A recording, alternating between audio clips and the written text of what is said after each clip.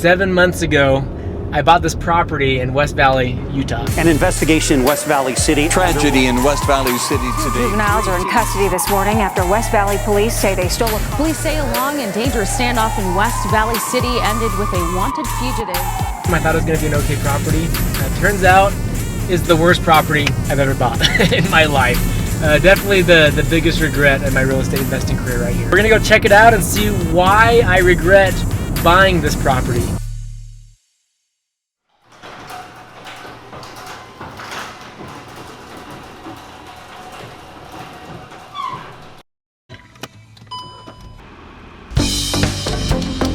I actually have not been to this property since I bought it. I bought it in December, and I went there about 1 week later just to kind of get the new tenants all moved in. I dropped off my lockbox and I got all that set up, and I literally have not been back since, but it's been nothing but headaches. So let's talk about why this property has been such a nightmare for me. During my due diligence, I found out that not only is West Valley the most crime-heavy place, but specifically this neighborhood, it's a whole neighborhood of four-plexes, is where pretty much all of the crime happens in Utah. During my due diligence, I walked around the neighborhood, looked at everything, and I was like, it doesn't seem that bad. I kind of ignored my research. That was a mistake. So headache number one starts when I buy the property. We got our inspections done. Part of the inspection, I had a METH inspection. It wasn't one of the 4 units, wasn't 2 of the 4 units. 3 of the 4 units had tested positive for meth. That should have been a red flag. But the seller agreed to remediate all of the meth issues. I thought, sweet, they're gonna remediate it, they're kicking out the tenants, I'll get to pick my own tenants. It's gonna be way better, shouldn't have any issues. Run, Forrest, run! On top of the meth remediation, I also got $27,000 in seller credits to help fix some of the other issues with leaking pipes, electrical issues. It's just kind of a dumpy property that needed a little bit of love. So with the meth remediation, with the $27,000 in seller credits, I figured, what the heck, let's give a C-, maybe a D class property a try. Is my first time ever. So I filled it up, I listed it, took me about a week, and I got all 4 units filled up pretty quickly. And for top dollar rents, the rents were currently, before I bought it, at $900 a month.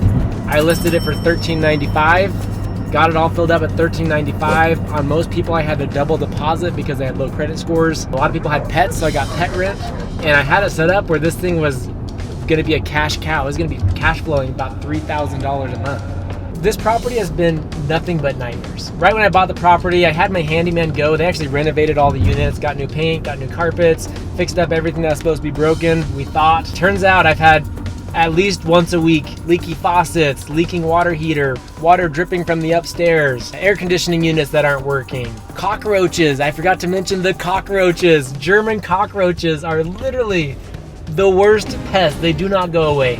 And I've had it treated for cockroaches, and there still are cockroaches in the house. About 3 months ago, somebody dropped off some junk in my parking lot. It was like a mattress and a couch. I tried forever getting my handyman to go haul it away, but it's not just the people living in the area. The handymen around the area have also been super unreliable. Well, time went too long, and homeless people turned this couch and this mattress and brought other couches and mattresses and sofas and made a homeless fort in the back parking lot. I've got pictures. I got a letter from the city that said this needs to be removed or you're gonna get a large fine. I ended up having to call a junk removal service. Here I've got one tenant that paid his first month's rent when he moved in. I've pretty much not seen a dime from him since. I had to hound him about paying rent, but he got like 3 or 4 different phone numbers during the time. He's from Samoa and didn't speak English very well, and so communicating with him was pretty difficult. Finally, it came down where he finally agreed to move out. He said he's gonna be out on Friday. And I texted him Friday morning. He said, yes, he's moved out. He got all the stuff out. So I sent my handyman there to change the locks. Turns out there's 3 people living in the house. He moved out, but the people he was living with, they didn't move out. They were still there.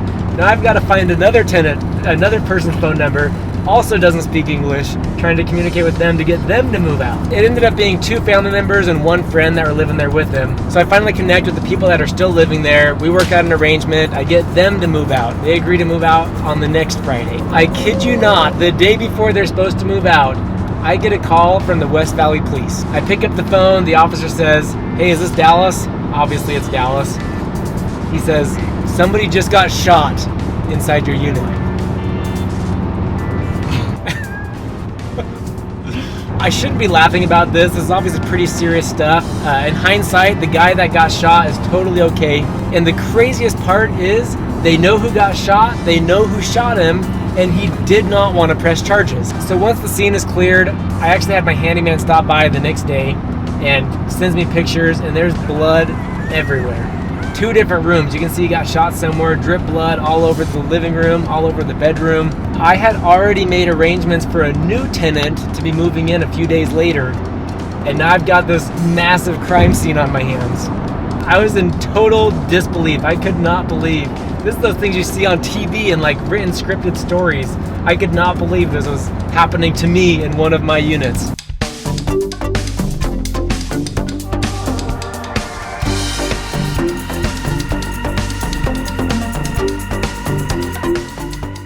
There it is. Right there. That's the one.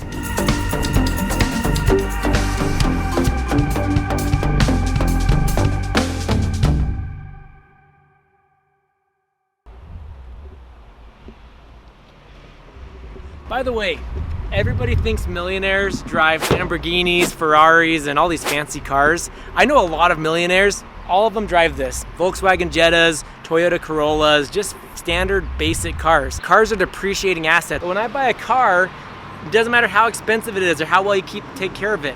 It just goes down and down and down and down. Money's flying out of your pocket.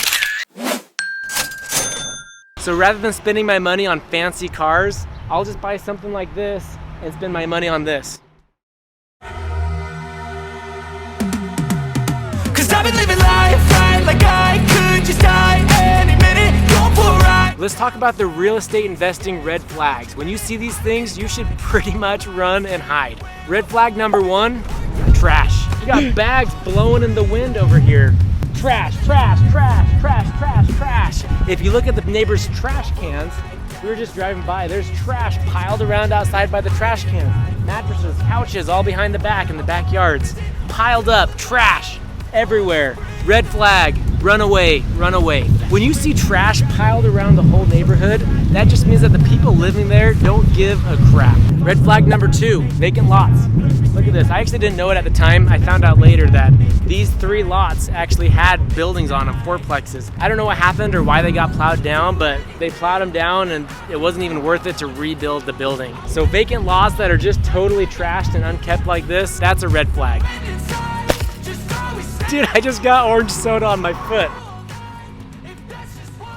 Red flag number 3, bars on windows. If people are taking the energy and effort to put bars in front of their windows, they're probably scared of something and probably for a good reason. Now, it's not gonna be like every house around the property has those, but if you're seeing more than a few properties that have bars on windows, it's probably a good red flag. Escaping! Now, on top of just bars on windows, if we're seeing totally destroyed blinds all over, people pinning sheets on the window for window coverings, that's also a bad sign. Red flag number 4, graffiti. If people are graffitiing all over the walls, all over the street signs, again, not the best quality of people living in that neighborhood. Red flag number 5, a sea of crappy multifamily properties. If I'm buying a multifamily property, which I love by the way, I ideally want that property to be surrounded by single family homes, maybe nicer duplexes, but when you see a massive sea of only crappy fourplexes, that's a bad sign. Red flag number 6, broken down vehicles. These things don't even have tires. Cars, bikes, it's all crap. When there's a lot of broken down cars in the neighborhood, that's a bad sign. Red flags, watch out. This one's my building, by the way, which means this is one of my tenants' cars. Crap happens. Red flag number 7, nasty yards. I don't know when the last time this thing was mowed, but if you're seeing multiple yards like this in the neighborhood, run away. Bad news. And finally, red flag number 8, if you just feel scared, if you don't feel comfortable walking around there at night or in this neighborhood, maybe not even during the day, that is bad news. Do not buy. Red flag, run away.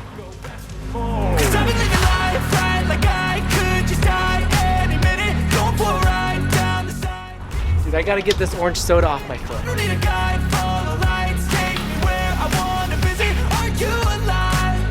I really actually don't like Taco Bell very much, but No better way to fuel up than Taco Bell. We don't have time to eat at a Taco Bell. We got places to be. Very mediocre. Yeah, that's not bad at all. That's pretty good, actually. What is it, chalupa? Chalupa. It's like a donut. Taco. You know, real estate is like a chalupa. I don't know why. Cause I've been living life right like I could just die any minute. Going for a ride down the side. That's fun. Yeah, it was a pretty good time. It's actually better than I expected. I never go back to my rental properties. It's kind of fun to go back and relive what it was like when I was, there the first time buying that property. Obviously, a lot of crap has happened, but it's still pretty amazing that it runs as smoothly as it does, which I think is a big testament to having the right systems in place, even a super crappy neighborhood like that. And it's kind of fun to go and see where it all happened. So let's kind of recap. What did we learn today? We talked about the 8 red flags to look out for when you're buying a rental property. Red flag number 1, trash. If you're seeing lots of trash all over the whole neighborhood, it's a red flag. Number 2, vacant lots. If there's lots that look like no one cares about them, no one thinks they're worth investing any more money into, that's a red flag. Number 3 is windows, window bars. If we've got blinds that are just destroyed, pinned up sheets that are working for window shades, look for things like that in the windows. That's a red flag. Red flag number 4, graffiti on places, on buildings, on trash cans, on street signs, anywhere. If we're seeing a lot of graffiti in some of these areas, be on the lookout. Red flag number 5 was a sea of multifamily. If you're seeing tons of multifamily all over the place, of crappy older multifamily, that's not good. We'd rather have multifamily surrounded by nicer single family homes or maybe even duplexes. Red flag number 6, broken down cars. If we're seeing cars with missing tires or broken windows sitting in the parking lots, that's a red flag. Number 7, unkept yards. If we're seeing multiple houses with super long grass where it hasn't been mowed in months, that's a bad sign. And number 8, if you walk around at night and don't feel safe, you probably shouldn't be there. If you're walking around during the day and don't feel safe, that's a really bad sign. Now, any of these red flags, if you're just seeing 1 or 2 of them on a certain property, that's not the end of the world. But if you're seeing multiple of these red flags all on the same property, that's a pretty good sign that you should think twice before buying that property and probably shouldn't buy that property. Despite all of the crazy stuff that has gone down with this property, I have to say, I actually don't regret it. This property, despite all the crazy stuff happening, has brought in about $26,000 of cash flow in the last 7 months. And if I have to weigh out the money that it brings in versus the headaches that it causes, in my opinion, I think it's still worth it. If you're one of my clients looking at buying this property as your first property, I would tell you no way, go run for the hills. That is not worth doing. But as you get more experience and as you have that solid foundation of safe, reliable properties, it's okay to take a little bit more risk. Thanks for coming with me on this adventure today. If you learned something and had a good time with me, then go ahead and punch the like button. That's going to help us out a ton. Subscribe to our channel, and we'll look forward to seeing you in the next one.